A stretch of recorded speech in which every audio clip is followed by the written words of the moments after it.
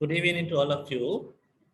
I feel honored to welcome all the academics, professionals, and my fellow colleagues for taking a keen interest on this online seminar. Today, we are going to talk on a very interesting topic on handy tips on how to publish in a top-tier research journals. There are dual purpose in this online seminar. First, this seminar is aligned with our quality assurance action plan. I am Asanka Seniviratna, senior lecturer and the chairperson of the quality assurance cells of the Faculty of Management Studies. So we expect our stakeholders to publish in these top tier research journals, and we want to motivate them for that. And our second purpose here, we are hosting our first international conference on management and entrepreneurship, ICOM 2022. So all those our stakeholders are cordially invited to join with us and publish in this conference. So we will share the knowledge and the necessary instruction about the conference at the latter part of this session. And you can log on to our website, ICOM 2022, and get the detailed information.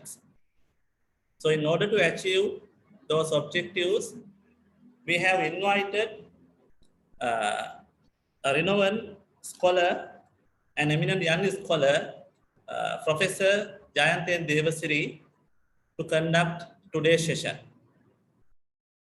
Let me to introduce you Professor Jayantha Devasiri. Dr. Jayanten Devasiri is a professor attached to the Department of Accountancy and Finance, Sabargamu University of Sri Lanka. He is a pioneer in applying triangulation research approaches in management discipline. He is currently serving as the co-editor-in-chief of the South Asian Journals of Marketing published by the Emerald Publishing, managing editor of the Asian Journals of Finance and South Asian Journals of Tourism and Hospitality published by the Faculty of Management Studies. Recently, he has been accredited as a fellow chartered manager by the Chartered Institute of Marketing UK. Considering his valuable contribution to research and academia, Emerald Publishing UK has appointed him as the brand ambassador for its South Asian region. We are so proud to presence of Professor Jayantha N. Devasiri today. He is on board with us now. Hence, I welcome you all once again to the online seminar and hope you all will have a great time ahead. Thank you, Professor Jayantha. Over to you, sir. You can share the screen. Thank you very much, Asanka, for your kind introduction. So let me share the presentation first.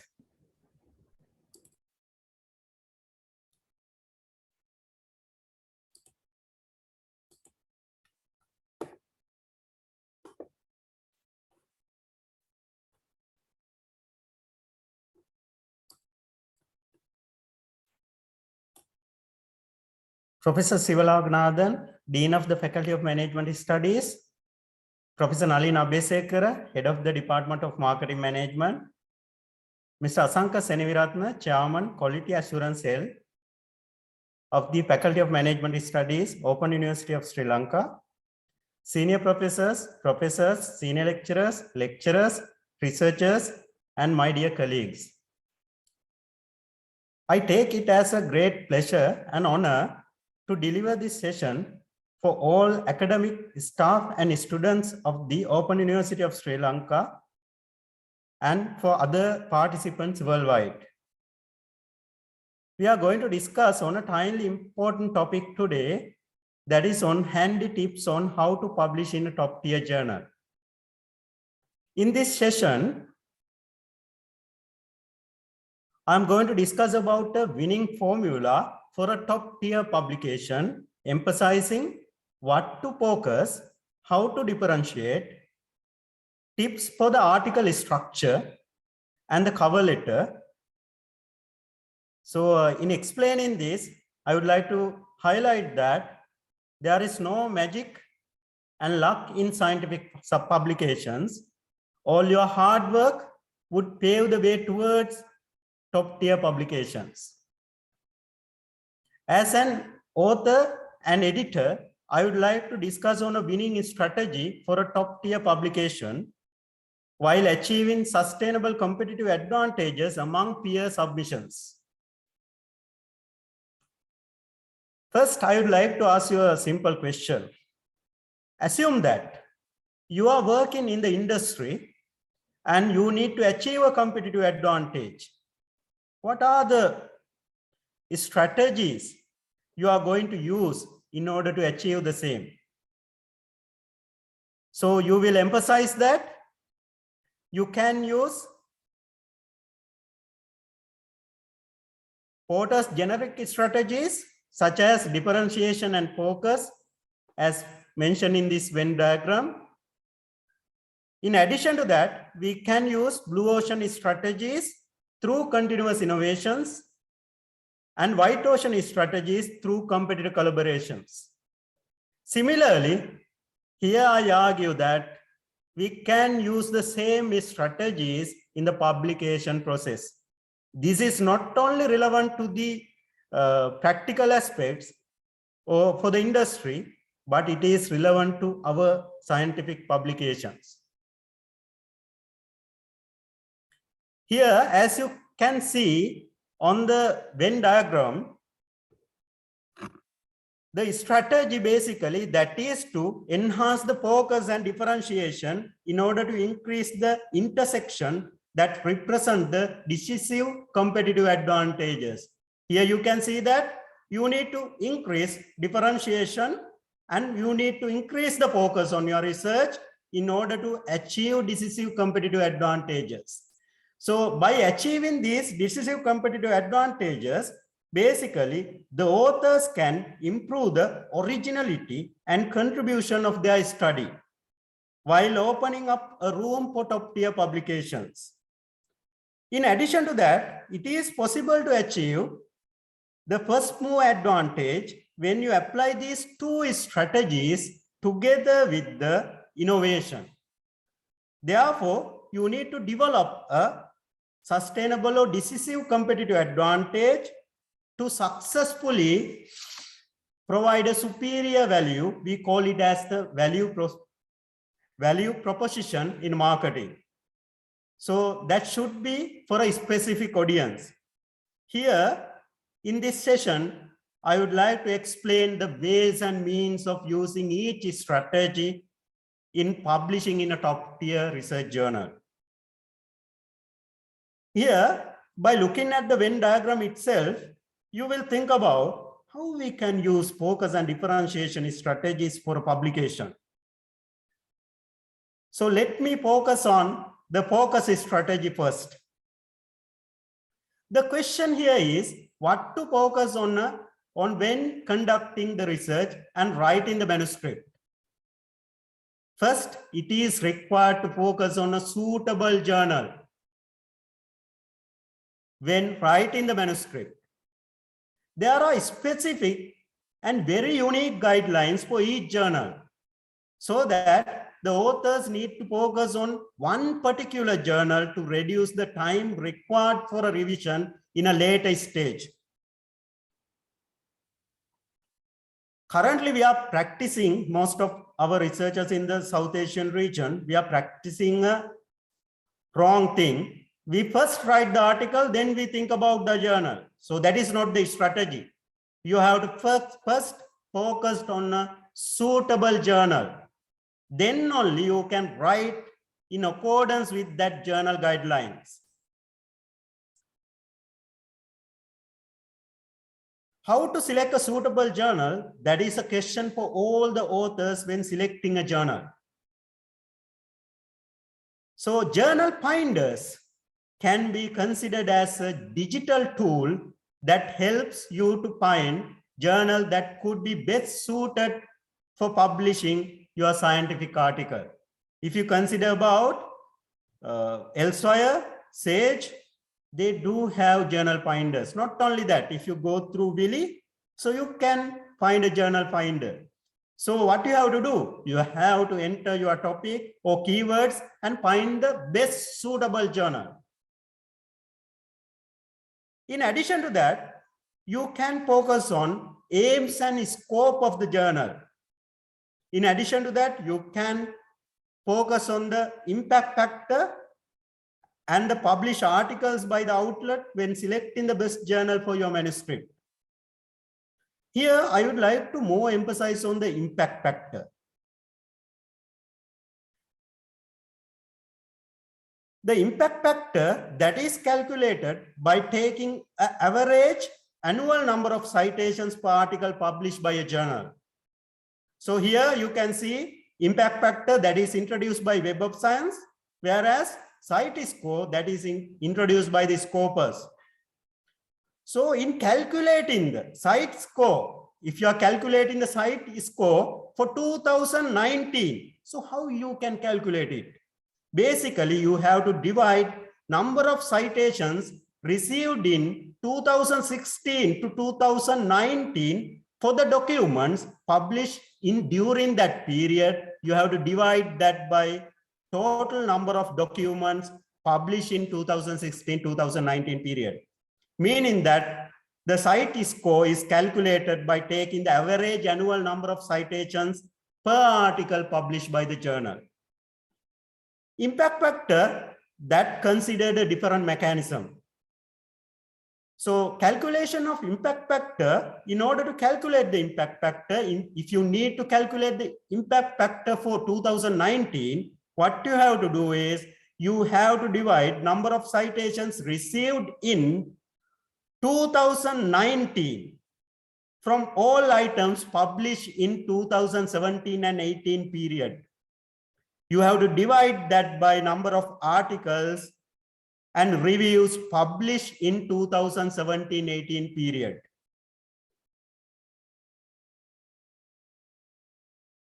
So top tier publishing outlets, if you consider about that, they have high impact factors or site scores, so that your decision could be straightforward by looking at the impact factor or site score.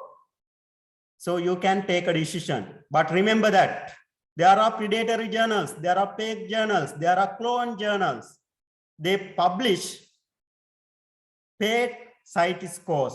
So you have to keen on basically finding the best suitable journal. So we will discuss later how to identify fake predatory or fake journals as well. In addition to that, you have to focus on the indexing of the journals when selecting the best outlet. Indexing, that is essential. For instance, it is advised to focus on indexing and abstracting, such as Scopus. You can focus on Scopus, ABDC, Web of Science, ABS, when picking the appropriate journal for your manuscript. That is how you can identify a top tier journal out of thousands journal available in your discipline. Aside, you can look at your references. This will help you to narrow your choices. That will help you to identify more suitable journal for your study. In addition to that, you have to review the recent publications in each candidate journal. Here, you can find out the hot topics, the accepted articles, type of articles, and so on. In addition to that, here I would like to emphasize that you have to focus on the quality than the quantity, meaning that you have to focus on manuscript quality than number of publications published in a year. In South Asia, we can see that most of the researchers focus on quality than the quantity than the quality. So other way around. However, I would like to emphasize that it is better to focus on 2 top tier publications than 10 to 12 poor quality publications a year. So here you can see that in addition to that, you have to focus on the manuscript as well. Focusing on manuscript, that is really essential. So what to focus on a manuscript? So here authors have to see whether the manuscript follows a scientific approach instead of a nonsense approach. Editors see whether the manuscript focuses on recent and contextual literature to differentiate it from others studied in the same phenomenon. In addition to that, authors need to pre-check whether the manuscript follows the submission guidelines. So you have to focus on the submission guidelines at the first step before the submissions. In addition to that, authors must check whether the manuscript have a clear focus, emphasizing its originality and implications to the practice of society. This is really essential. Editors are keen on this. Whether there is originality, how you can differentiate your study from the other studies conducted in same phenomenon or same context. What are the implications to the society? That is really important. In addition to that, if all of these answers are yes, you can submit your article to a top-tier outlet. Otherwise, you have to revise the paper. You have to edit the paper. That is really essential. In addition to that, here I would like to emphasize on the audience as well. You have to focus on the right audience. Identifying the right audience, that is essential because they are your customers. They are your readers. They will cite you. First, you have to verify their interest in your study. If you consider the stated topic here, dividend policy, determinants of Sri Lankan firms, a triangulation approach. Here, if you consider about the dividend policy, that is a highly investigated topic. We can see thousands of research articles in dividend policy. But the triangulation as a novel approach provide an interest for the audience. So triangulation, what is triangulation? It is interesting. So it will provide a kind of interest in the topic. In addition to that, you have to determine the range of audience, whether it is local or international. If you consider the stated topic here, we can identify that the focus audience is emerging and developing market here. Determinants of dividend policy, evidence from an emerging and developing market. The audience is emerging and developing market. So here we have focus on that only. So we have focus on the right audience here. So these two research topics are developed for two studies which I have conducted determining the factors affecting dividend policy. So both of these articles are published in one of the top journals published by Emerald, Managerial Finance, one of the oldest journals in the finance discipline, established in 1976. So Managerial Finance. Next, I would like to emphasize on what not to focus. Researchers basically should not focus on predatory fake or clone journals that harm your academic integrity and reputation. So if you are publishing in a fake, predatory or clone journal, so that will harm your reputation. Don't focus on that. The researchers choose such predatory or fake journals due to lack of knowledge and quick publications. There are two reasons. Sometimes we can see that some researchers publish in these journals due to lack of knowledge. One of my colleagues from Japan called me 2 weeks back and explained that he is doing his PhD. Due to lack of knowledge, he has published in a fake journal. So publishing in a top tier journal, that is a mandatory thing for his PhD study. So he's failed to do so. So he is seeking my support in order to remove that article from that journal. So it is really difficult. You can't remove that.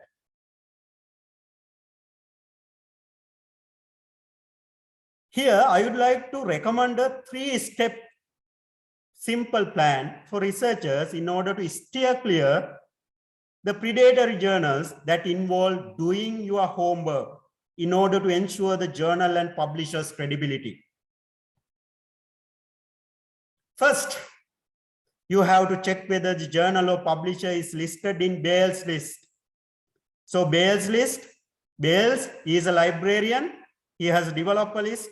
There are some, issues with regard to that, but anyway, we can accept that list. We can see that in some of the circulars also mention Bayes list in identifying the fake or predatory journals. So if the journal or the publishing house that is listed in Bayes list, what you can do is you can avoid that. Second, you have to check whether the journal is a member of Directory of Open Access Journals, DOAJ, or COPE, or OASPA, or STM. If the journal claim open access, they should be listed on such databases. And if not, you can avoid it. If the journal has claimed that it is indexed, you have to check with such original indexing databases in order to see whether it is indexed or not. Don't rely on what they say. You can check it from Scopus, you can check it from ABDC, Web of Science, ABC, and so on. Third, the third step, you can check whether the journal is following ethical practices, including good governance. Here, you have to check the journal contact information, whether the journal contact information is correct or wrong. Sometimes most of the journals, if they are using Gmail addresses and Ymail addresses, you can think about that. Sometimes some fake journals, they use a difference, one single character difference with a special reference to the original website. So you have to think about that as well. Everything is equal. Only one single letter is different. So these are the areas we do not know about it. So identifying these journals, that is really essential. In order to do that, we have to follow the third step. So we have to check on the journal contact information. You have to research the editorial board. In addition to that, you have to take a look at the peer review process and publication timelines. Read through past issues of the journal. In addition to that, you have to check on the APC charge, article processing charge. Here, I would like to emphasize that APC, article processing charge, that should be separated from the editorial process. If the editor himself is following up the APC, so that is a suspicious account, suspicious thing. So that journals do not follow the ethical guidelines. By following this process, you can basically avoid predatory journal. The decision to submit should be based on extensive discussions with your research supervisors and your colleagues who are expertise on this. Here, I would like to share some experiences that I gained being an editor of the South Asian Journal of Marketing. South Asian Journal of Marketing, it is an open access platinum journal published by Emerald Publishing in association with Sri Lanka Institute of Marketing and Faculty of Management Studies of the Sabaragama University of Sri Lanka. So I would like to emphasize this. 10% of the submissions are out of scope. If you consider all the submissions we received, so we have gone through more than 150 articles so far after listing with Emerald Publishing. So within 5 to 6 month period, we received around more than 150 articles for the journal, out of which 10% of the submissions are out of scope. In addition to that, 20% of the submissions are that do not follow the submission guidelines when they initially submit the articles. That is a major question in the South Asian region. If you are submitting to a journal, you have to adhere to the specific author guidelines. That is really essential. In addition to that, when a paper is sent for revision, we can see inadequate responses to the reviewers. Sometimes it takes time to figure out what changes are made and where it is. It is really difficult. 10% of the authors submit papers without a revision or slight revision, thinking that the journal will accept it. So the journals, editors and reviewers, they will thoroughly go through it. Here, I would like to emphasize that you have to fully adhere to the submission guidelines. For an example, if the maximum word count allowed is 7,000 words, what you have to do?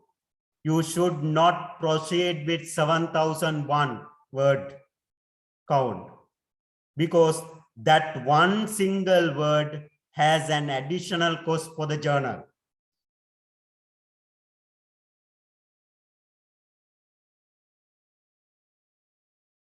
In addition to that, you have to fully align with the guidelines at the first submission itself. It will reduce the effort and time of the reviewers and editors. If you have done some revisions, you have to be specific. State what changes you have done in the response letter. State where are the changes. For example, you can state that this revision is made.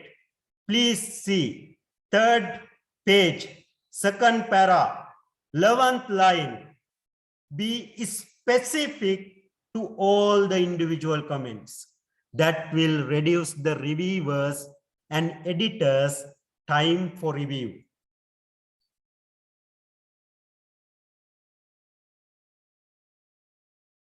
The second is strategy. That is how to differentiate. Here, I would like to emphasize that, repeat that, both the focus and differentiation should be applied concurrently in order to achieve decisive competitive advantages for your manuscript. That is really essential. But the question is how to differentiate. So we know how to differentiate our products from the competitor products. Similar to the products, here your product is your article, is your manuscript. You have to differentiate your product, that is the manuscript, from other peer submissions. That is really essential.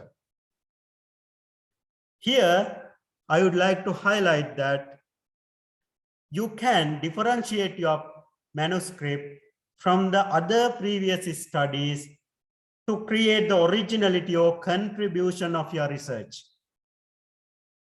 For an example, you can proceed with contextual differentiation and methodological differentiation. And also you can differentiate the findings of the previous studies from your study. Here, I would like to share one of my experiences. When I was doing my PhD at the University of Colombo, I was thinking about having a methodological innovation in my study. Then I have gone through all the previous articles published in my study area and recognized that there are no studies conducted using the data triangulation or any other triangulation approach in finance discipline. Then I have gone through all the finance literature, in order to see whether there are applications of data triangulation approach in the finance discipline.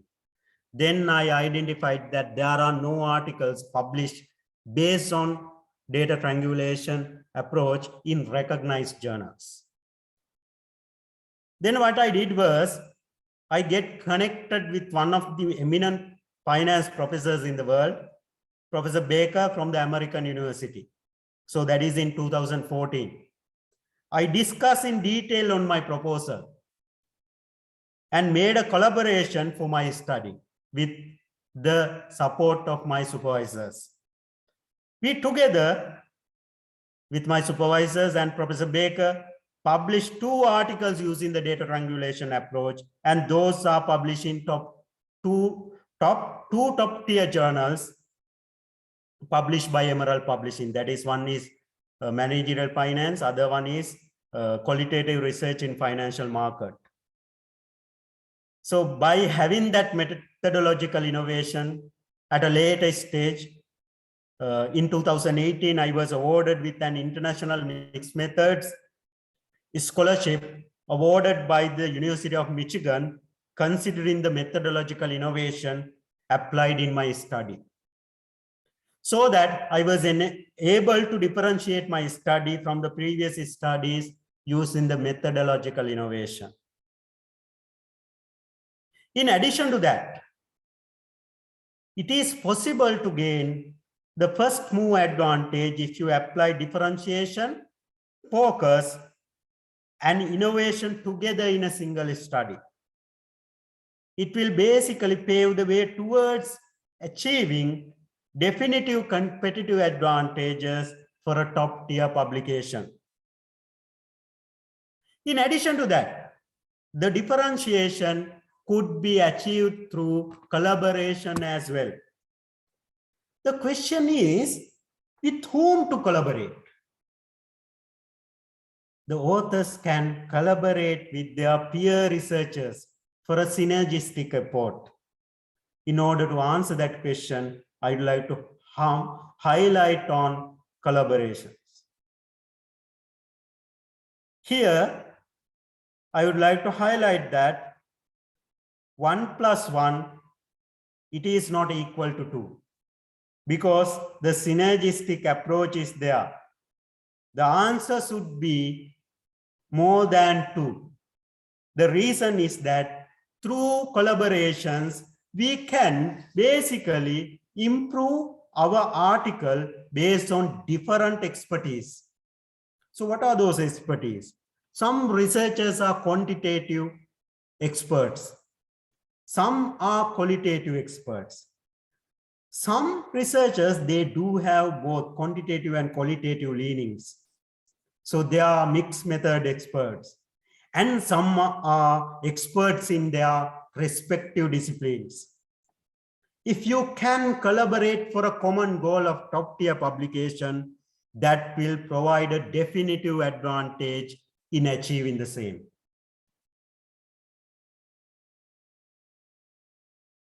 So now I would like to discuss on the article structure in order to have a better understanding on do's and don'ts when writing an article. So first, I highlight on focus strategy. So in a manuscript, what to focus, that is a question.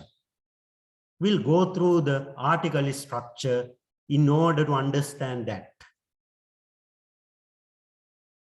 So as you can see here, a full article consisted with title, author details, abstract, keywords, main text. Then if you consider about main text again, so it includes introduction, literature, methods, results, discussion, conclusion, and implications. In addition to that, you can include acknowledgements and references as well. So I would like to emphasize these factors one by one. First, let's focus on developing your title. That is really essential.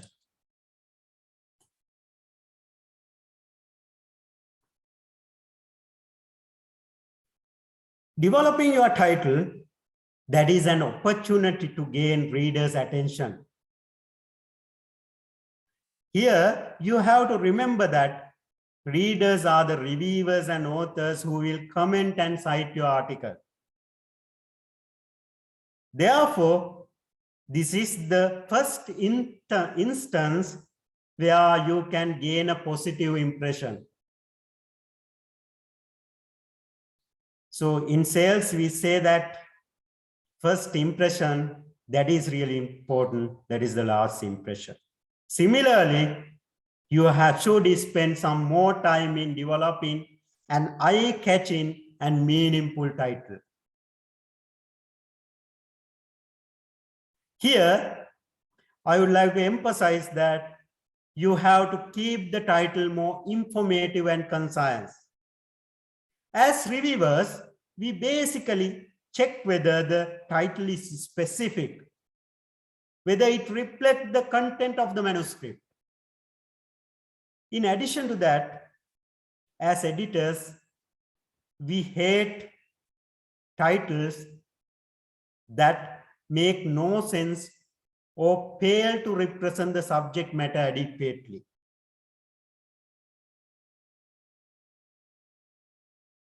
Here, I suggest to avoid technical jargons and abbreviations when developing your title.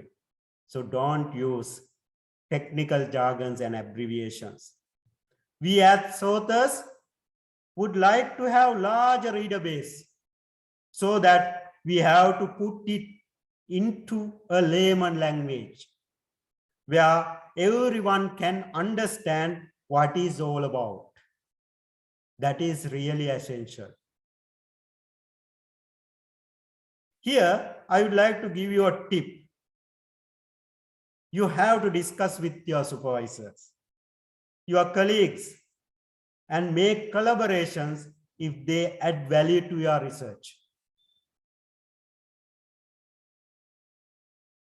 Next, we are going to discuss about the abstract.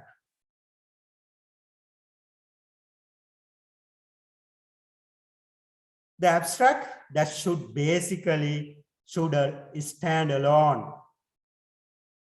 It is basically like an advertisement of your final product. So if you consider you are selling a product, so your advertisement is the abstract. As industry people spending millions in advertisements, you also have to spend some more valuable time in developing your advertisement. It is really essential.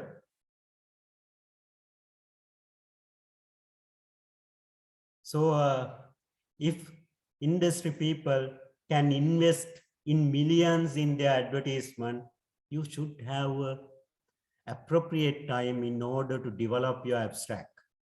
Most of the time, we can see that authors or researchers, they tend to cut and paste conclusion or discussion part to the abstract.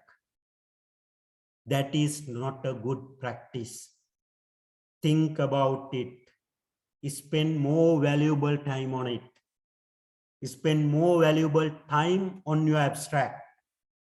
That is really essential. So as a reviewer and editor, I have seen abstract with nonsense approaches. So as I said, people tend to cut and paste from another section. So then I was thinking about why our people cannot spend some valuable time on making it attractive and valuable. Editors, they basically will look at your title and abstract first. Before going through the article, they will look at what is your title, and they will go through, screen through your abstract at the first page. They will proceed further screening only if the abstract is convincing enough, meaning that you have to spend some valuable time on the abstract. So if you are spending 20 days in developing your research paper, you spend 1 day in developing your abstract. Another day in fine-tuning your overall research. So one of my mentors, Professor Baker, he always tell me that, Jayanta, he called me as J, what you have to do is, the magic is like this, you have to read, then you have to read. Then again he say, J, you have to do edit, then again you have to do edit. Then again, have a 1 day relief, then again edit it. So when you are editing, so you will find so many mistakes in your article. So many mistakes in your article. That is really essential. You have to go through it. You have to spend more time on it.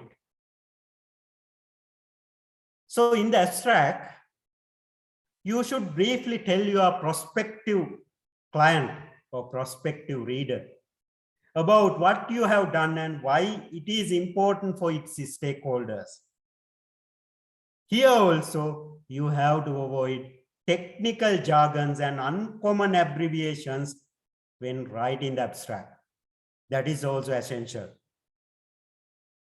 You should have a better understanding on the content of the abstract. Most of the researchers I see tend to rationalize their research in the abstract itself. This topic is really important. So there is a gap in this research in this area. So they use that abstract in order to emphasize that rationale. Is it a correct place to do so? The answer is no.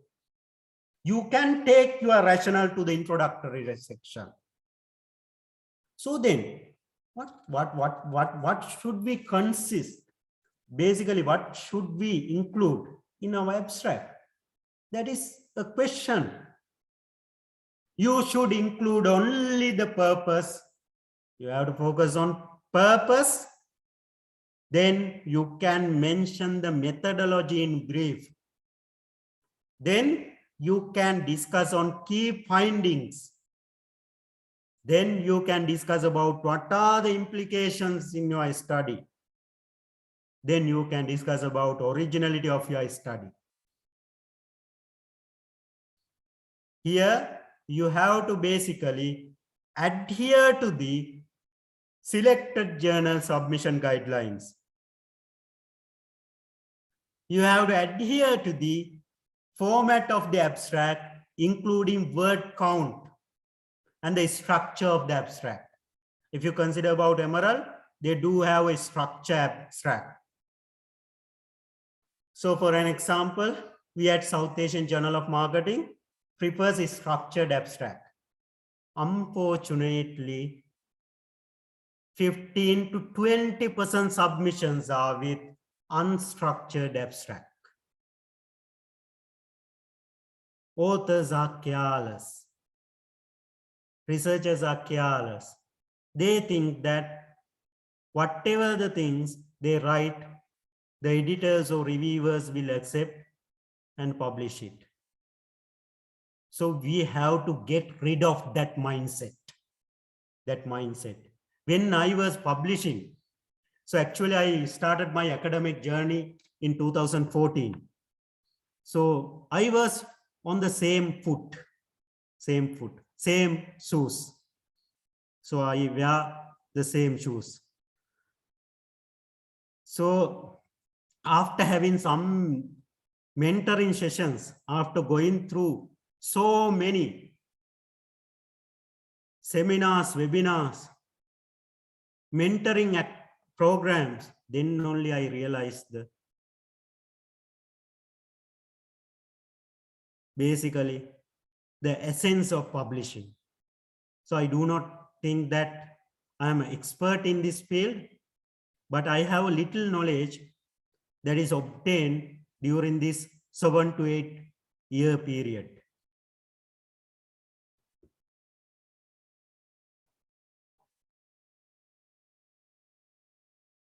So after developing the abstract, the next step is to develop the keywords.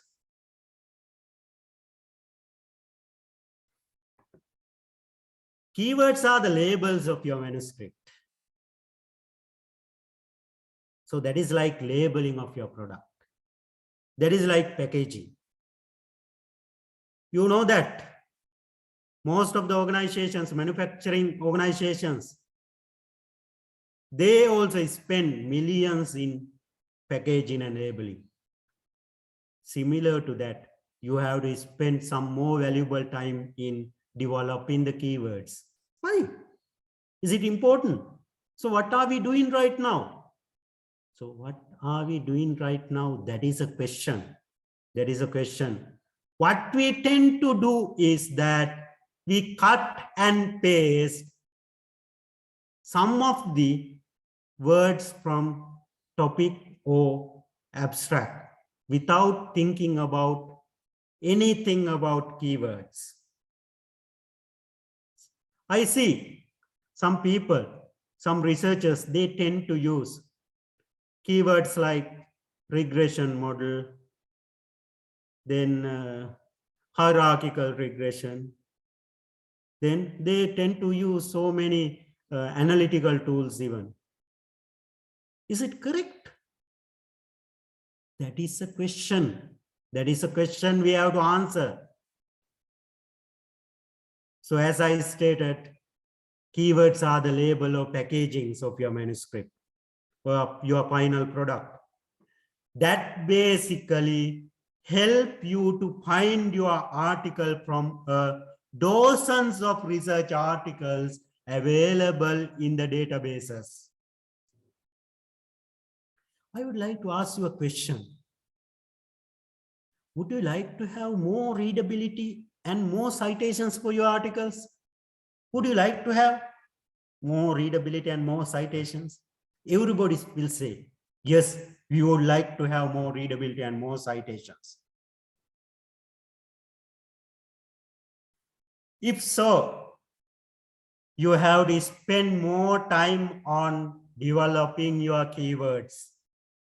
That is also essential. You have to focus on keywords. To have an impact, you must improve the search engine optimization, SEO. That is really essential. Search engine results are basically generated based on your title, abstract, and basically based on the keywords of your article. So that is why it is really essential. Meaning that if you want to have more appearance, if you would like to have higher appearance, higher readability, higher downloads, and ultimately higher citations, you have to use right keywords that reflect your study, that is relevant to your study. The keywords should be from the abstract itself. So you have to take keywords only from the abstract. Put yourself into researchers' shoes. Avoid jargons. It is not all about single words. So keywords are not about single words. You can even put phrases. So you have to remove your local mindset. Think internationally.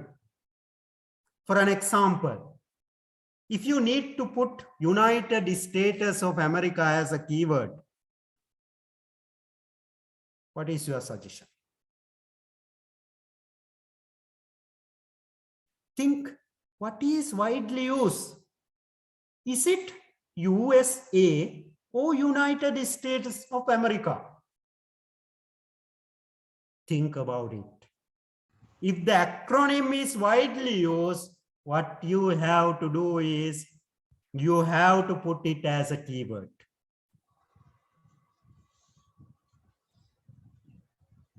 So here, there are some guides for authors when developing your keywords. So if you go through this link, so after the session, I can even share these slides, no problem with regard to that. So if you go through this link, so there is a guide from Emerald Publishing in developing your keywords. That is really essential.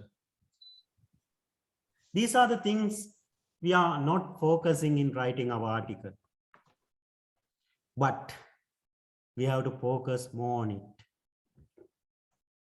Then after the keywords, introduction, that is one of the most important sections in the manuscript. You have to focus more on the introduction itself. So what to focus on the introduction? That is a question. Here, I would like to highlight that this is a chance to convince your readers on the importance of your work. So you have to convince your readers, or you have to convince your reviewers, or you have to convince your editors. So this is the place where you can convince. So after seeing the abstract and title, anyway, the reviewers or editorial, they will go through the introduction itself.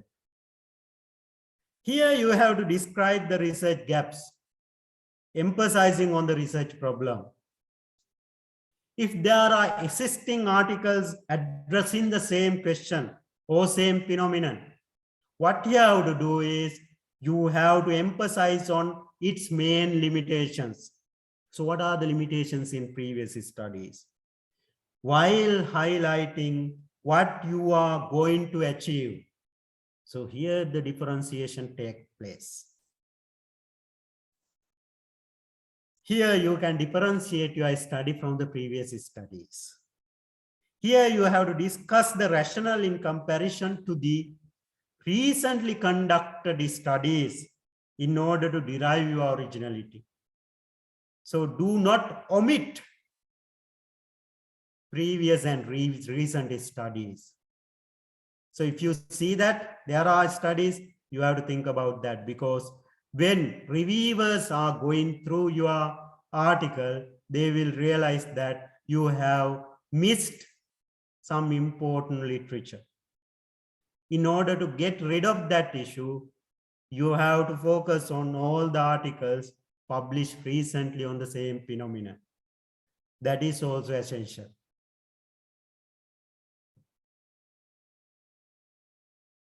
In addition to that, we as reviewers and editors, we basically hate references that is irrelevant to the work or inappropriate judgments on your own achievements. So if you have any inappropriate judgments on your own achievement, is stating that this is the first study conducted in Sri Lanka, investigating this phenomenon.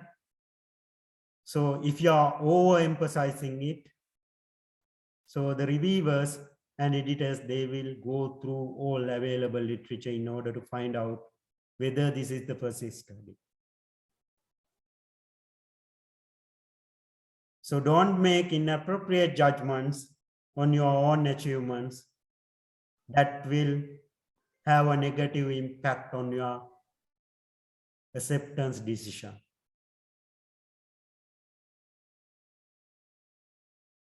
Now, I would like to more emphasize on some pitfalls of the introduction.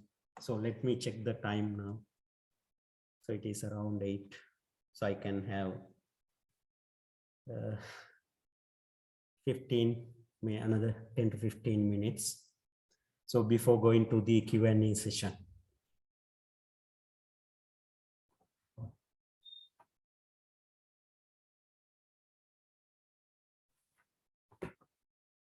So here, when analyzing, when reviewing the manuscript, we can see that most of the articles we received for our journals are with lengthy discussions, lengthy introductions, sometimes 4 to 5 pages, sometimes more than that.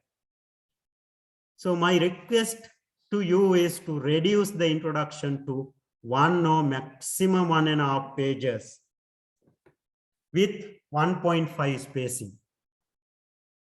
In addition to that, we can see the introduction with too many subheadings as problem statements, objectives, research questions, significance, and so on. That is a common problem we see in manuscripts. It seems like this part is copied from a thesis or dissertation. So it is copied and pasted as it is. So if there are young researchers in the audience, I would like to request you to not to use too many words and too many subheadings in the introduction. You can have only one heading, that is the introduction. Under that, you can discuss the introduction and so on without subheadings. So I don't encourage subheadings if there are no specific cases. If there is a specific case, we can allow to do so. Remember that introduction is not a history lesson. You have to keep readers' interest from the beginning of your research. That is really essential.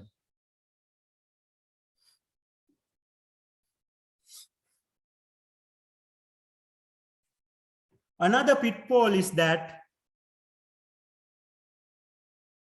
some of the researchers, they tend to have mixed bag of introduction with results. Discussion, conclusion, thrown in for good measure.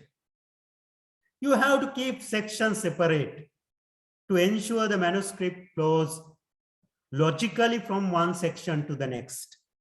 That is essential.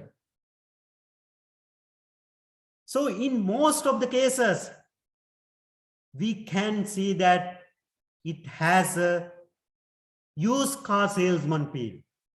So what do you mean by used car salesman feel? So when you are selling a used car, what are you doing? So you do a cut and polish. So you make it as original. So in the advertisement, you state that that is in the showroom condition. So you are doing the same thing what the other researchers did. So it is a used car. So you use the same approach, same findings are there. But you are trying to do a cut and polish in order to show that your article has original work. To showcase that, sometimes you tend to use excessive words, as I stated earlier, such as novel, first time, first ever in this context, and so forth. But remember that editors and reviewers are the experts in your field. They are experts. If they got to know that your claim is not original, your claim is not correct, that will be the end of the story. That will be the end of the story. Hence, I urge you to be genuine, be ethical, claim only what you can claim. That is one of the most important tips I would like to give you in this session. Now I would like to emphasize on the next section. I'm not going to emphasize more on the literature review section, but you can, in order to explain the literature review section, what you have to do is you have to take all the research, important research, conducted in the same topic and also the same context. So if there are research studies conducted in same phenomenon in same context, you have to take those specific research papers into the literature review section in order to derive your originality and differentiation, in order to differentiate your study from those of the studies. In addition to that, under the literature review, you can use multiple theories in order to explain your phenomenon. If you are using theoretical triangulation, use the theories which has same set of assumptions. For an example, when we are doing research in dividend policy, so if you are using dividend relevance theories, we do not tend to use dividend irrelevance. So that is assume that is in a perfect market.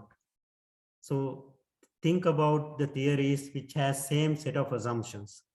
That is really essential. Then in addition to that, you have to focus on key literature and also more recent literature.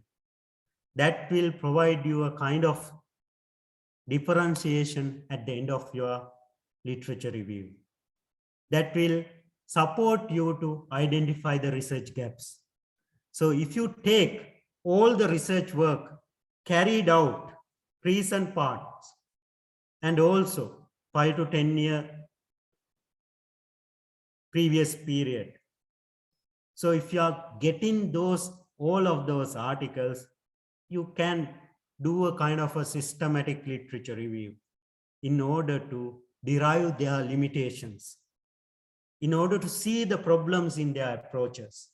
Then you can emphasize on those limitations and you can go through a novel approach, or you can differentiate your study from those of the studies. That is really essential. That is really essential. When I was doing my PhD, so as I said, dividend policy, that is a well-researched area. So we can see research from 1950s, sometimes more than that. More than that. In 1949, we can see some research articles. But by doing a systematic literature review, you will be able to find some limitations in the previous studies. I identified 2 major limitations in the dividend policy studies by doing a systematic literature review. So what I did was, I did a nice Excel sheet summarizing all the important literature. So I found out that there are no research studies conducted using data triangulation approach. That is one research gap I found. The second research gap is, even though my research problem is mixed methods. So why do companies pay dividends and what are the determinants of corporate dividend policy? One qualitative research question and one quantitatively driven research question, meaning that there is a mixed nature with a special reference to the research question. So there were no research study carried out in investigating the research puzzle using the most appropriate methodology. The reason could be that the quantitative finance researchers are not qualitative experts. That could be a reason, but I found those 2 limitations and I addressed the first one. I used data triangulation approach, but still there is a gap. Nowadays we are doing a research in order to explain the dividend decision model, explaining the psychological decision-making process, in order to explain the qualitative aspects of the decision-making process. So by doing such systematic literature review, you will be able to identify what are the research gaps in your area. Most of the time, we tend to omit literature, thinking that if we get this literature, there will be a negative impact on my research. The examiners or reviewers will argue that there are some studies conducted in this discipline in the same context. What is your originality? Authors are afraid of it. But be original, be ethical. You have to cite all the original work. Think about it, then write in the literature section. That is really essential. Now I would like to emphasize on the methodological section. Method section. The methodological section that should capture a brief methodology on what and how did you conduct your research. The details should be on summary form, but the readers should be able to reproduce your research employing the same approach. Remember that. So this is not a correct place to enlighten on broader terms such as research philosophies like ontology, epistemology, and so on. So this is not a correct page in a manuscript. Here what you have to do, you have to highlight on method you followed, the sample size and technique, data collection procedure, what are the limitations, how did you overcome the biases, if any. If there are non-respondent biases, you have to address that. So this is the method I use in order to minimize the non-respondent bias. You have to emphasize that. If you have a methodological innovation in your study, you can elaborate more about emphasizing why it is appropriate. Remember that when having the methodological innovations, so there are enemies from the reviewer's side, from the evaluator's side. You have to be prepared for that. You have to prepare for that.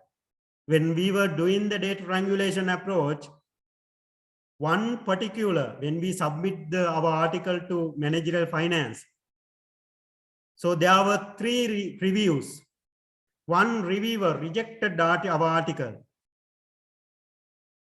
stating that, so you have used the data triangulation approach, you have taken 2017 survey data along with 2009 to 2019 published data. There is a difference in the time horizon. So you can't apply the triangulation approach. We knew that. So we knew that. We nicely replied it, stating that according to so and so, according to Densin, according to so and so, data triangulation can be conducted using similar type of data sources in terms of person, time, and space in a single study. Time variation can be happened. Then we explained that the longitudinal studies are not coming under that. Then what did the editor did? So they didn't follow the route,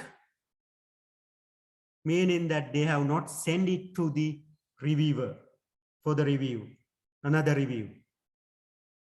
So after submitting our revision, following day, we received the acceptance notification. Editor himself, they decided that. Here, as I explained, so if you are having a methodological innovation in your study, you can elaborate more about it, emphasizing why it is appropriate, rationale should be there, what did you do, and so on. You have to remember that reviewers criticize incomplete and incorrect methods, so that you have to have a support from a methodological expert if you need any clarification on that. Because researchers, they are not statisticians. They are sometimes not experts in method even. So you can hire it. There are researchers who can't write perfectly. So in the Western world, we can see that there are Spanish, there are German, there are other researchers, they can't write proper English. What they do? They hire that part. There are so many professional writing academies like peerwith.com, Sage Academy, Peerwith by Emerald. So these are the academies. We can think about having that support. When I was writing my articles, so I was referring to that actually. I was referring to that. I have obtained Peerwith support. I paid $100 for that, but I learn a lot from those editing. Nowadays, I'm not referring to that, but at the early stage, early career stage, so I obtained that support. I hired that part. So one of the professors from Cambridge University, he helped me a lot. In addition to that, Professor Baker, when I'm sending a paper to him, so he is doing 100% editing on it. By looking at the editing, we can understand what are the changes done. So now the results section. So I'll have 5 minutes more on explaining this. Otherwise, this will be an incomplete session. So you have to present your results in a summary form here. Most of the time, we can see that the statistical output has been incorporated as it is in the results section. Most of the researchers, they tend to cut and paste the output from the statistical output. Don't do that. Here you can see Professor Nalina Besekar and myself, we published an article in Journal of Public Affairs, one of the top journals published by Wiley. So here we can see, you can see only coefficient and p-value. So we have not elaborated on residual errors, t-values, so forth. So we have not mentioned those things. So we included only what we can explain on what is meaningful. So include only what you can explain and what is meaningful. That is really essential. So otherwise, what you have to do? You have to skim from those output. For instance, if there is no meaning in descriptive statistics, I advise you to remove the same. So I can see that most of the research, we can see that descriptive statistics are there, mean, median, and so forth. So if there is no more meaning, remove it, no problem. So accordingly, you have to present only the representative results. So another important point is that you should not hide results with the purpose of saving it for a future paper. Don't do that. By doing so, you will lose evidence to support your conclusion, and it will hinder the value and contribution of your study. So if you are going to divide it to 2, that will hinder the contribution, original contribution. Think about one study, valuable one, that could be published in a reputed journal. That's why we can't see that here in Sri Lanka, we can't see papers published by researchers in Journal of Finance, Journal of Marketing, such top tier journals. The reason is that. So nowadays we are working on that dividend decision model in order to put it to Journal of Finance.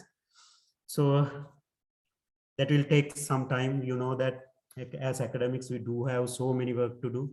We have to manage our life, academic life, personal life, and teaching, administration work. So focus only 2 to 3 articles, good ones. At least one good article, that is enough.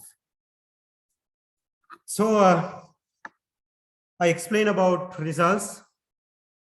In addition to that, here I would like to emphasize that use subheadings as per the objectives or research questions of your study or hypothesis of your study. In order to keep the results of same type together, then the readers can read it as a clear and easy to understand story. That is really essential.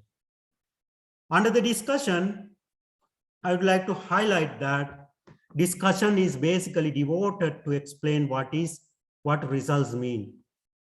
This is one of the most important sections of your article. Here you have to have the chance to sell your data. I experienced that most of the researchers are being rejected since the discussion part is really weak. Here you have to make the discussion only corresponding to the result you obtain,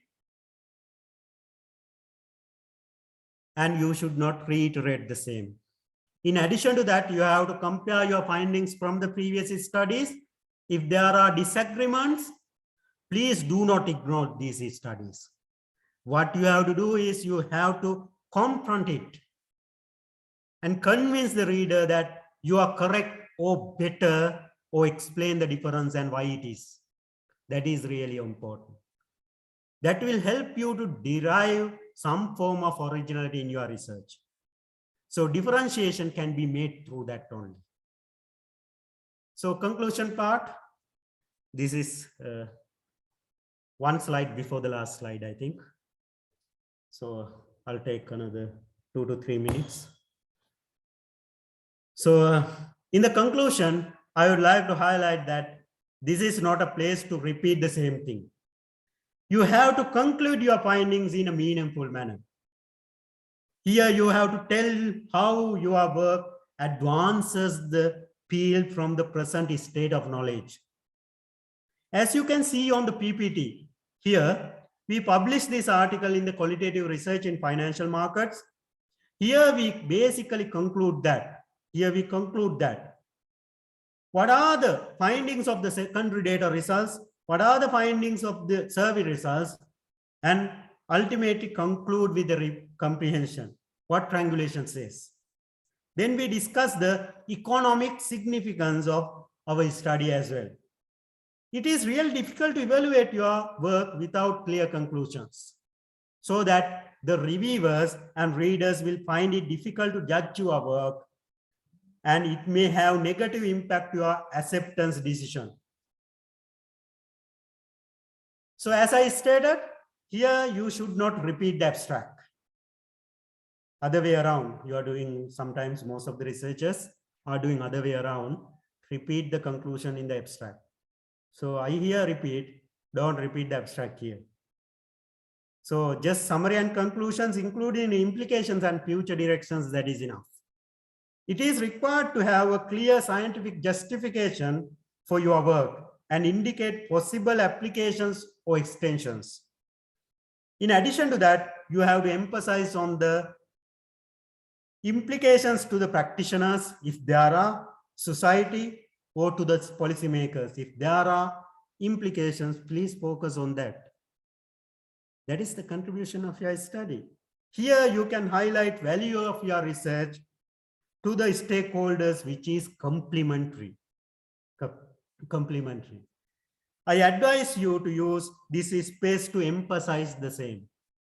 In addition to that, you should also suggest some future experiments or future suggestions, or point out those that are underway.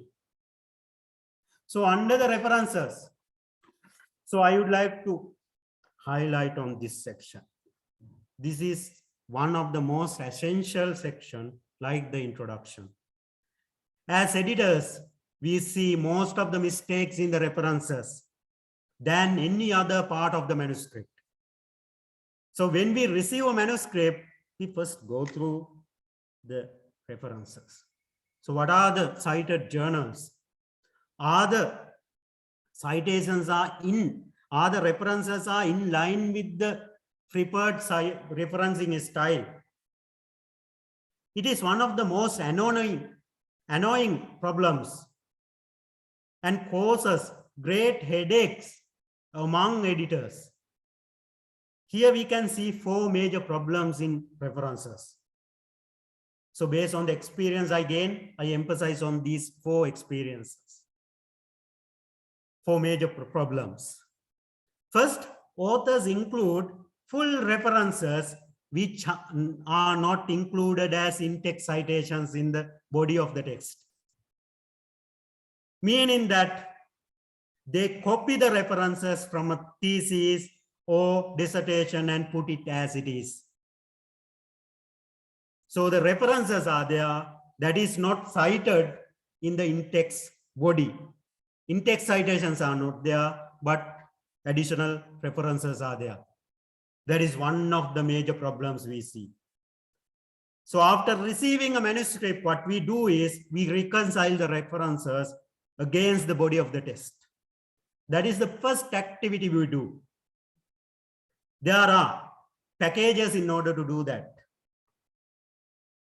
In addition to that, authors miss full references of some of the in-text citations, meaning that you are adding some important literature when you further develop the paper, but you do not remember to incorporate those in-text citations to the full reference list. Third, authors submit the papers with incomplete references. Most of the time, we can see references without volume numbers, without issue numbers, without page numbers. If it is a journal, it reflects that you are not a good researcher. The editors can have a judgment on you by simply looking at the references. Fourth problem, that is, you are not adhering to the particular referencing style prepared by the journal. That is one of the major issues we face. In addition to that, you have to avoid excessive citations in your article, so that you have to get rid of these mistakes if you really want to publish in a top-tier journal. Last one is the cover letter. So this is the last slide. So I would like to talk about the cover letter, even though we do not have a time. This is one of the important area, so I will not miss it. So having additional 5 minutes, that is okay, without omitting this area, since this is the final slide. So you have to view this as a job application letter. So if you are applying for a job, what you are doing, you tend to write a nice cover letter, nice application, nice cover letter for the application. This is the space you can sell your work. Here you have to highlight why did you submit the manuscript to the respective journal, mentioning what would make your manuscript special to this journal. In addition to that, you can mention special requirements. For instance, you can mention that you do not wish your manuscript to be reviewed by certain reviewers. You can mention that, no problem with regard to that. So, but you have to understand that most editors will not reject a manuscript only because of cover letter is poor. But a good cover letter may accelerate the editorial process and also the reviewing process. So, as a final advice, I would like to tell you that you should not summarize your manuscript or repeat the abstract in the cover letter. Finally, as concluding remarks, I would like to emphasize that by applying these strategies, you can publish in a top-tier journal. I have not covered everything. So with the limited knowledge I do have, and also with the time limitation, I hope you have learned something out of the session. Last but not least, I would like to thank Professor Nalin Abhisekara and Professor Sivaloganathan for the opportunity given in order to share my knowledge and experience in publishing. So now we can discuss few questions before winding up the session. So I can see that there are some questions on board. So I'll go through it. Is that fine? Yes, Professor Jayanta, thank you very much for your structured, informative presentations. I found a couple of questions from the chat box. Ms. Nimasha Veerappodi has raised a question related to the publication fee. So would you comment on this? So publication fee. So how about the publication fee? Yeah. So here I would like to emphasize that every journal that has a cost, So some journals, they tend to charge from the authors. Some journals, they tend to charge from the subscribers. So authors in the sense, author need to pay for it. Subscribers in the sense, in order to access to that databases, the readers need to pay. Or else, the publishing institutions need to pay for it. So these are the three possible areas. So that we can cover the cost. So some journals are open access journals. Open access journals in the sense that in a gold open access journal or platinum open access journal, so the readers can easily access the content without paying a subscription fee, meaning that authors owe, the institution must pay for that. There are some publishing outlets where authors need to pay. If you consider about MDPI, there is a publishing house based in Switzerland. So for their journals, there is a high publishing fee ranging from euro 900 to 1,900. Sometimes there are journals, they do charge from both. I see that is not a good model.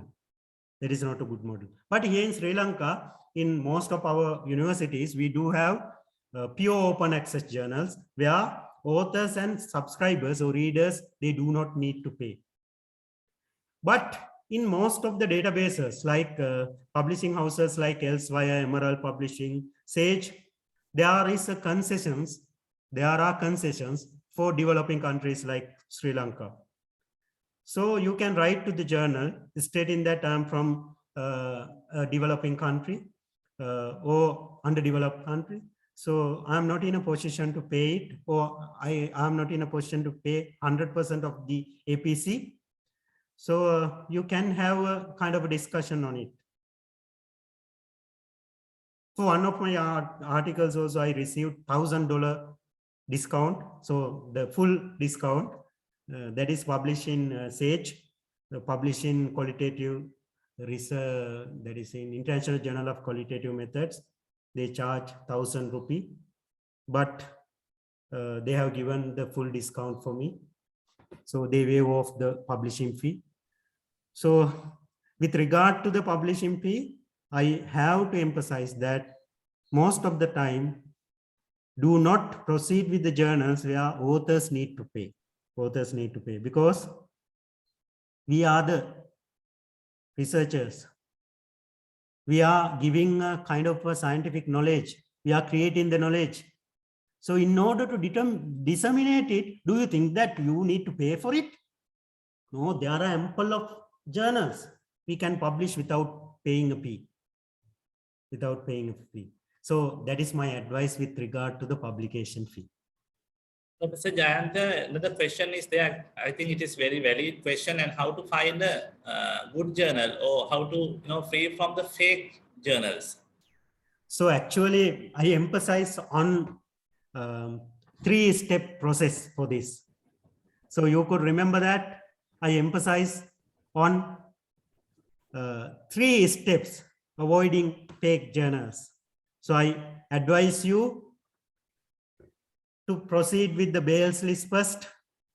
Then if the journal claim that they are open access journal, check it from DOAJ and other relevant bodies. In addition to that, if they claim that we are cited in these indices, check it from the original sources. Don't rely on what journal says.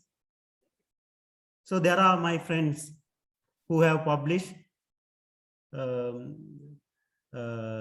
considering that journal says the right thing. So it is not always right. That's why they are fake. So in order to get rid of that, so you have to check whether the journal is indexed in certain bodies. In addition to that, you have to check on the publication process, as I stated earlier, whether they are following ethical rules, guidelines, whether the APC is separated from the editorial process. So I emphasize on a 3-step process.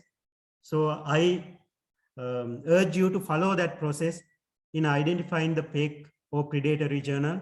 In addition to that, we have conducted a program called Writing Impactful Research. So if you YouTube Writing Impactful Research, published by that Faculty of Management Studies of Sabaragama University of Sri Lanka. So you will be able to find a 2-hour session on identifying the right journal and also identifying the fake or predatory journals. So by watching that episode, you will be able to have a better understanding on it. So I respect this question. This is one of the most important questions because we do not know about it. This is a hidden area. So before publishing, we should have that knowledge. So thank you very much for this question. Yeah, Professor Jayanta, one more good question. Is there actually any acceptable percentage level of the plagiarism? It is actually, by Sunika. Yeah. Yes, actually with regard to the plagiarism, so we can see that most of the time table headings, that is plagiarized. So if you put with references, that is plagiarized. Most of the headings are plagiarized. So for a journal, we consider about 15 to 20%. So 15 is acceptable. So no problem with regard to that. But more than that, if you have the, plagiarism, more than 2% from the same source, think about it and make it original, make it unique. That is essential. So are there any questions? Any other questions? Dear participants, you can raise any questions if you have further.